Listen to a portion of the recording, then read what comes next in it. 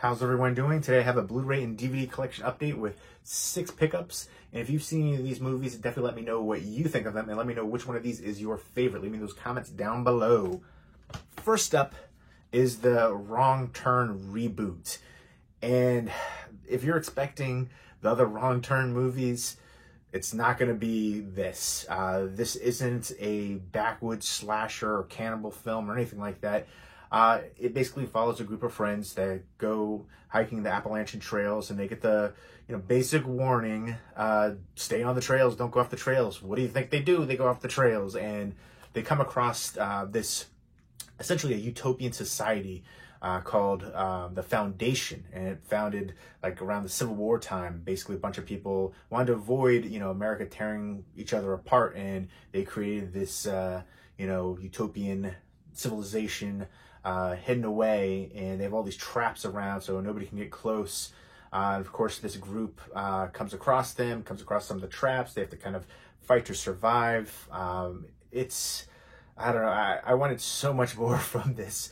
It's just a solid meh. Matthew Modine is in here. There's a couple other recognizable people in here. Bill Sage, who was in the We Are What We Are remake, which is actually pretty good.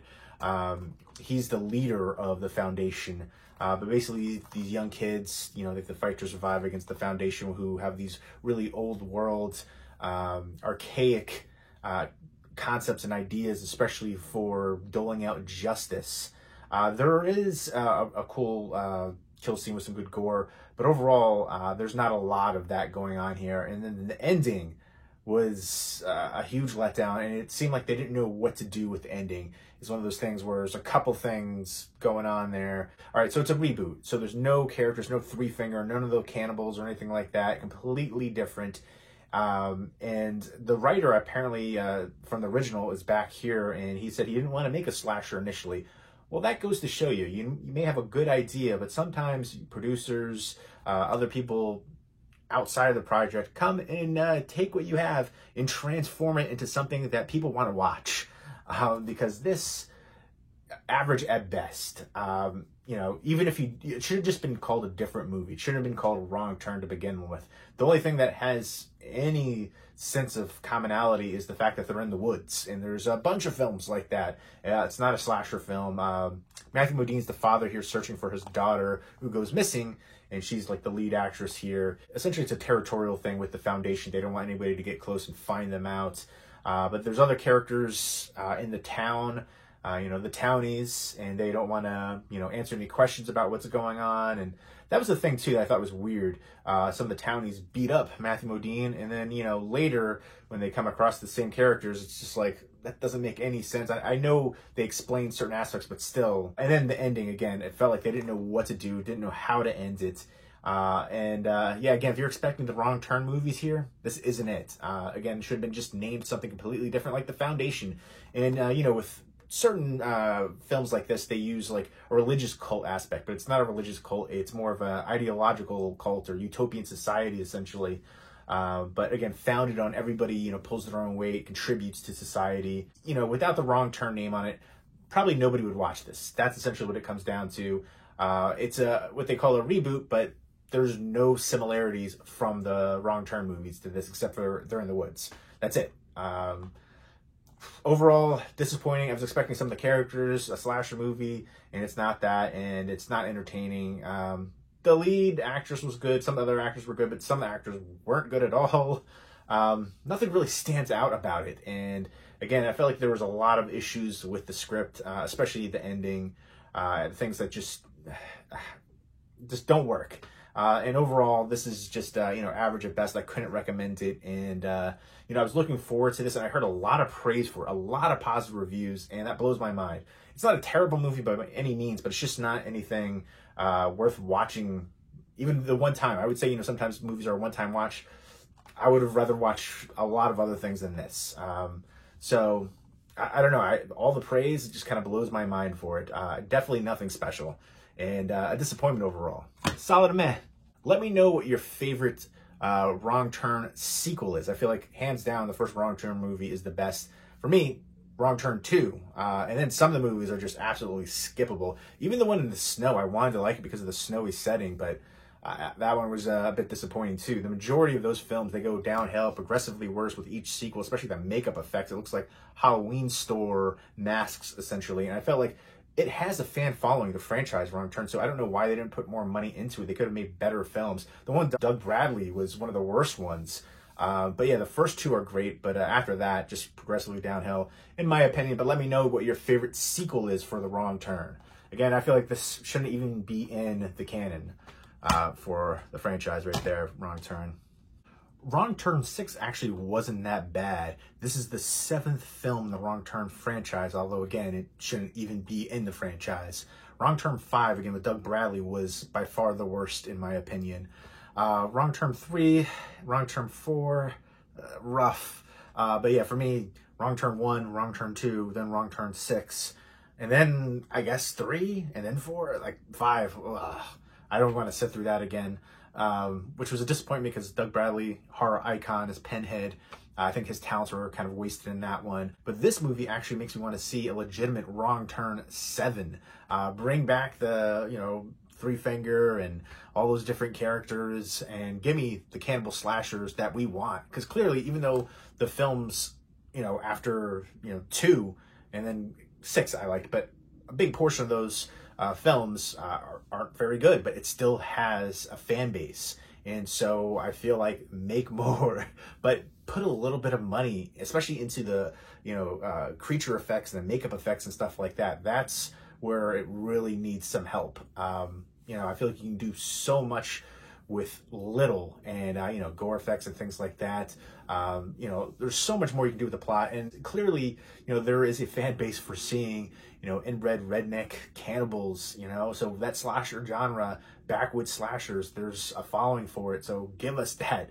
This isn't what the fans wanted. And the Wrong Turn reboot is a Lionsgate release, and there are some special features right there. Next up is one that I haven't seen yet, Russian Raid. Vengeance at Any Cost. Russian Raid is a Well Go USA release. Basically, this guy lost his father when he was younger, he was a secret agent killed in a missile factory raid. But now the guy is back. He's a former Special Forces operative, Nikita, which I always thought was La Femme Nikita, but apparently it's a guy, and he's a renowned stuntman, Ivan Kotik, and he's returns to Russia as a mercenary, and he essentially leads this raid with a top team, elite team on here, and there's a big heist going on in the same facility, but he's out for revenge. So it looks like it's going to be, the Raid redemption movies, but a Russian version, essentially. They're going to be fighting tons of people, and the Raid movies are some of the best modern action movies, hands down. Let me know what your favorite modern action movie is. But yeah, I'm looking forward to checking this one out, expecting all-out, balls-to-the-wall action. Russian Raid. Next up is Wander Darkly, and I like the slipcover. It's got kind of like a hollow foil effect. You can see that on there. And this is written and directed by Tara Miel. And I like the cast here with Sienna Miller and Diego Luna. And the synopsis here, it sounds like a Terrence Malick film. It's a traumatic accident leaves a couple in a surreal state of being that takes them on a disorienting journey through the duality of their shared moments by reliving fond recollections from the beginning of their romance while also navigating overwhelming truths of their present. They must discover what truly binds them together. I'm just expecting a lot of beautiful shots and cinematography and, just moments of them embracing and just flashbacks of, their early romance and whatever trauma happens currently. But I just feel like it sounds so much like recent Terrence Malick films where the plot is secondary. It's more about those beautiful cinematographies and shots and establishing shots and just embracing and things like that. So that's what it sounds like. Hopefully it won't be like that because I'm not a big fan of those recent Terrence Malick films.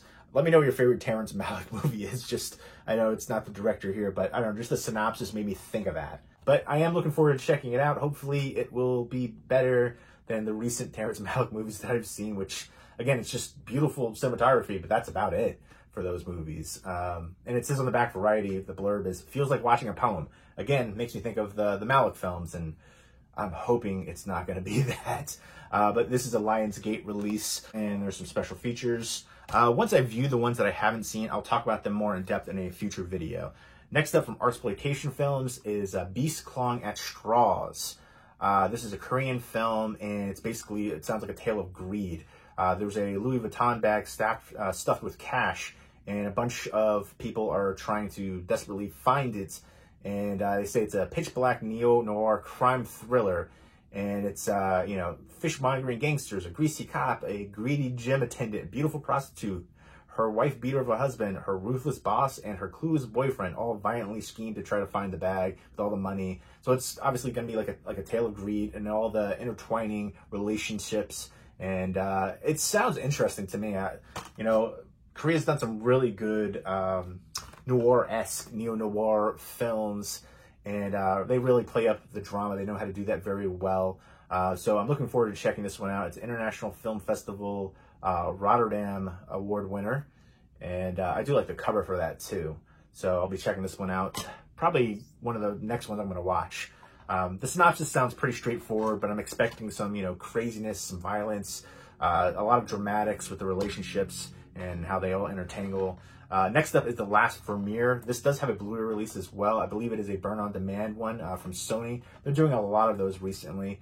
I can kind of understand why for the business model of it, and I still think in the future, physical media will never be over completely. I mean, vinyl records have been doing well for years, but I think for Blu-rays and DVDs, it's going to be either, limited releases, like Twilight Time used to do limited to 3,000 copies. Maybe bigger companies will do, Warner Brothers, Universal, Lionsgate, Sony, Disney, things like that. They'll probably do, limited to 50,000, 100,000, something like that, but there'll also be burn-on-demand ones. So I don't think physical media will ever be over. I know people say that all the time, physical media is dying, streaming and this and that.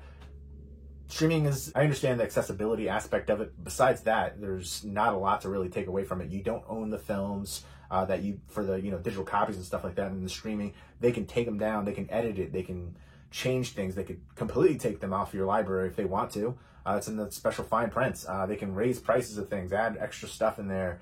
And, they're doing so many different things where they're taking stuff down, adding, kind of warnings and stuff about, the time period and this and that, cutting things out completely.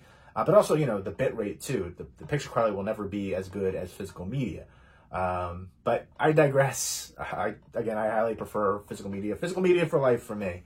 But this is an interesting story. It stars Guy Pearce. I'm a big fan of Guy Pearce. Let me know what your favorite Guy Pearce movie is. But basically it's, during the World War II and people selling art to the Nazis. One guy is fighting the resistance, and then after the war, he becomes an investigator assigned to identify, stolen art and bring people to justice. And there's an art dealer played by Guy Pearce who's very flamboyant, and he's accused of collaborating with the Nazis and selling artwork and things like that. And it's a crime punishable by death. And they're, looking into it, and there's all this evidence, but they're continuing to investigate, and they think that he might be innocent, and they're trying to save his life, but it's a hard position. And The Last Vermeer, I'm assuming it's going to be on the Vermeer, the painter, who was a Dutch painter, Baroque period, did Girl with the Pearl Earring and Milkmaid, a lot of paintings like that showcasing women and, slice of life aspects during that time period, a lot of interiors and things like that. I think it's actually kind of interesting to find, what happened to a lot of these famous artwork pieces during World War II and all the stolen art. I'm really intrigued with that storyline, so I'm looking forward to checking this one out. Next up is The Road to Mandalay. This is from Film Movement. I really like Film Movement as a company. I think if you like Criterion Collection, Film Movement is a company to check out. They have a Film Movement Classics line where they have more established films. But then they have this one where they have just the regular Film Movement, where they have like independent, low-budget films. And a lot of times they'll have bonus short films on here too. But I like what they do with the releases, the films that they choose. And they actually talk about, so you have the clear cases, which I always like too. I know it's a little thing, but they have, they go over a lot of the films in here that they have in their library. And then on the back though, this is artwork too, but they'll show a scene from the movie, interior artwork, and then they say why we selected the film, and then a statement from the director, which I think is really cool. I really appreciate that. And it seems as a company, they're legitimately fans of film, and they do a great job with the releases, transfer special features, the packaging. So again, I think if you're a fan of Criterion Collection, you'll really appreciate what they do. Kind of like a similar line. They have the Classics line, but then they have, again, this one, the regular one, where they have more low-budget independent films. but I've seen a lot of great films because of them. And this one right here is about Burmese immigrants sneaking into Thailand, across the Mekong River, and there's a lot of people being trafficked in that area. And these two people meet on the path to Bangkok, and they become a couple, and their fates become intertwined. And it says, after finding work, the couple focuses their efforts on trying to get fake identity papers, but only one of them gets it, and puts their relationship, into kind of like turmoil, and seeing if basically they can survive that aspect where only one of them has those papers. So it sounds really intriguing to me. And then the bonus short film is On the Border, so obviously dealing a lot with, immigrants and crossing over and trying to start a new life. And so they're trying to start a new life, and they got the romance aspect here too. But it sounds like there's going to be a lot of dramatic elements here, and I'm looking forward to checking this one out. So there we go. Those are the 6 pickups. If you've seen any of them, definitely let me know what you think of them, and let me know which one of these is your favorite. Leave me those comments down below, and I hope everybody's doing well. Take care.